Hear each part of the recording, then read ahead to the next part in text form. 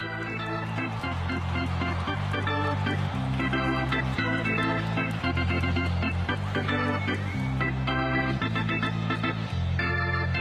good afternoon, everybody.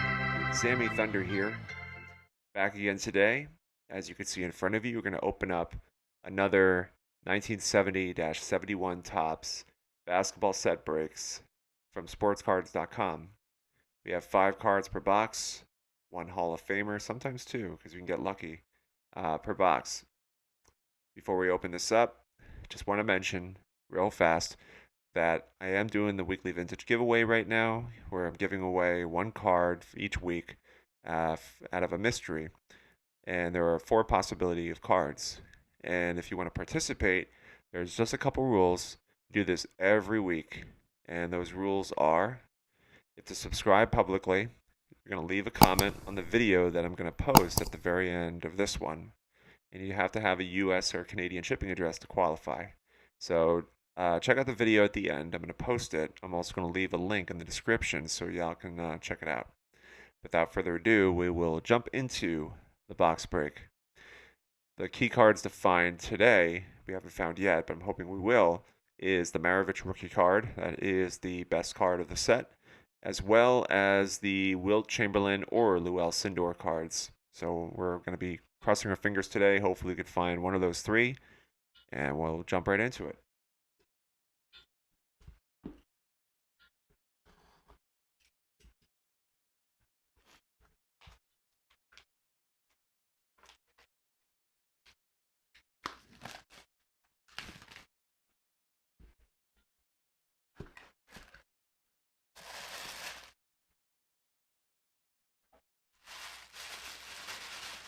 So, as I always do, I like to try to keep it a mystery. So I put the cards on my lap so I'm not looking at it. I can feel it and I can remove each card and reveal them with you, and we both kind of see what they are at the same time. So that's what I normally do. We're going to do that as well today.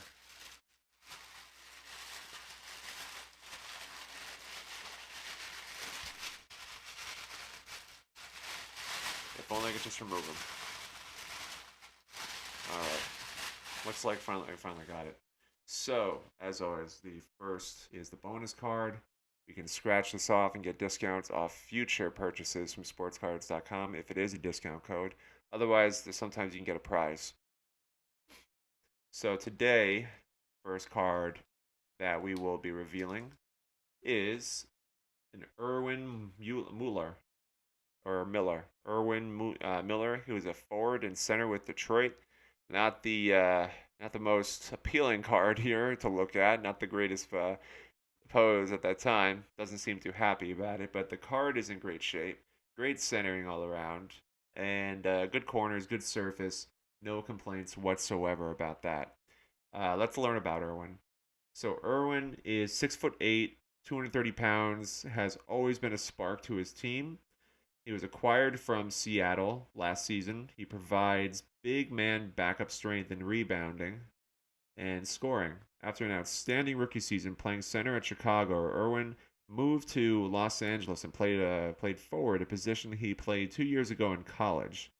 Named to the NBA All-Rookie Team in 66-67, he was All-Coast, All-Conference, and All-America at University of San Francisco. So Chicago had a great rookie year of 12 points. He looks like he was the starter. And after that, he was sent to Los Angeles mid-season the year after, where he kind of dropped off to about 7 points, 4 points the year after, and then finally back to 10 points, double digits with Seattle and Detroit. So they talk about in the bio that he was a big man backup strength and rebounding and scoring. So that kind of tells me that he was not a starter for any of these teams, but he was a contributor and a solid one at that. So I don't really know what Irwin's career after this looked like, but looks like he was a good contributor for both Chicago and a little bit of Seattle and Detroit. He was kind of bouncing around, so couldn't really find an established home during those years. That's our first card is Erwin Miller. And our number 2 is Al Greer of the Philadelphia 76ers. Great shot of him here. like every other card that we received so far. The corners, the centering is impeccable. Great condition. No surface issues. Really vibrant colors. Now Hal Greer is 6'3", 176. He is one of the lightest men in the NBA. Hal is now the seventh leading scorer in the history of basketball, and in the 1970-71 will reach the 20,000 point mark in his great career. Quite a career he's had. I think he's a Hall of Famer. 11 points, 13, 19, 22, 19. Great numbers. He was around during the days of Bill Russell and Bob Cousy when he played for Syracuse and then moved to Philadelphia. I imagine he was probably playing. Forgive me. I think he was playing with Wilt Chamberlain. So he's probably a great dynamic duo with Greer and Chamberlain during the days of Philadelphia. Both were clearly dominating in scoring. So this is great. This is a great card. Hal Greer, great NBA legend. Our next card, it might be the Hall of Fame card, actually. You got Walt Wesley, the guard for the Cleveland Cavaliers. 6'11". Big Walt has been getting better each year, and the Cavaliers are looking for further improvement. Walt comes to Cleveland as a young but seasoned pro. As a collegian, he averaged 19 points per game for strong Kansas teams. As a junior, he scored 587 points and earned unanimous All Big Eight Conference honors. As a senior, he led the team in rebounding. Walt has a good hook shot and a jumper, so he looks like he was a solid scorer. But his numbers here, suggest he's getting a little bit better each year. For about 5 points in his rookie campaign. His second year was about 7. Third year about 8, and then his latest last year or the year prior, 1970, he was averaging close to 10. So he was getting better. I don't know what his career looked like after this, but hopefully he did manage to make some nice big differences in his career. So that is Walt Wesley. We have card number 4. And we got, Elvin Hayes. That is cool. The center for San Diego Clippers, I think, or the Rockets. And this one looks great too. This one's a little off center. There is some edge wear issues. This one seems to be a little softer, unfortunately. But all things considered, the condition of this set has been pretty remarkable.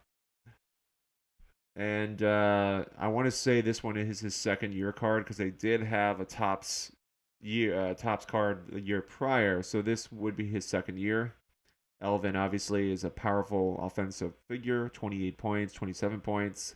Elvin is the NBA's Iron Man, averaging 45 minutes per game, so he played practically the entire game.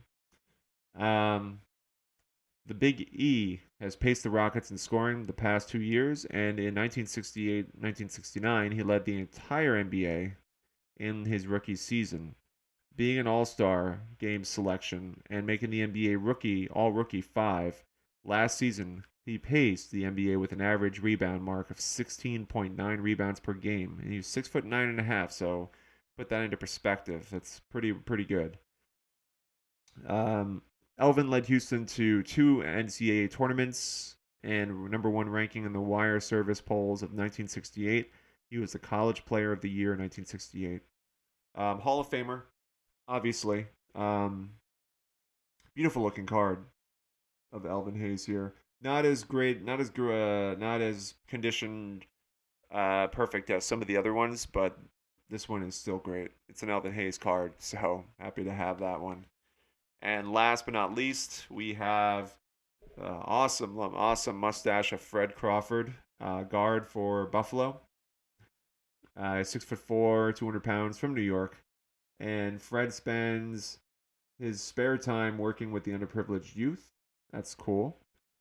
The 4th round draft choice of the Knicks in 1964. Fred failed to make the cut, and he played that year in the Eastern League, where he averaged 27 points per game for Wilmington.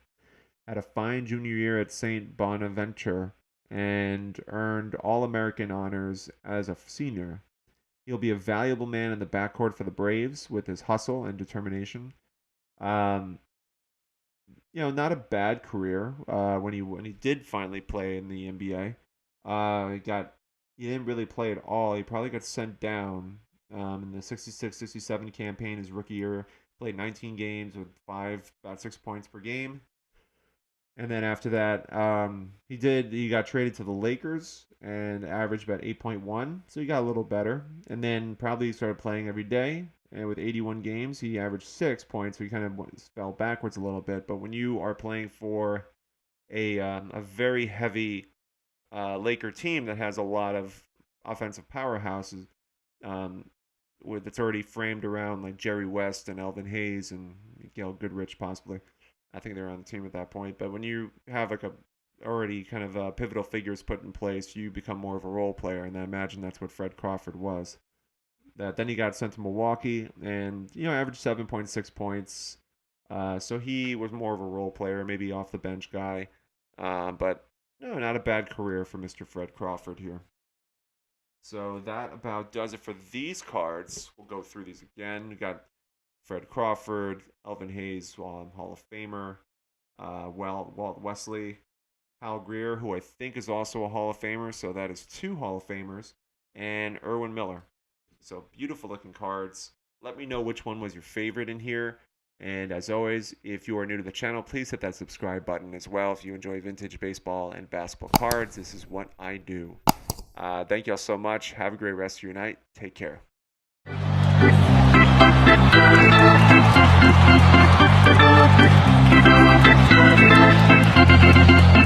Thank you.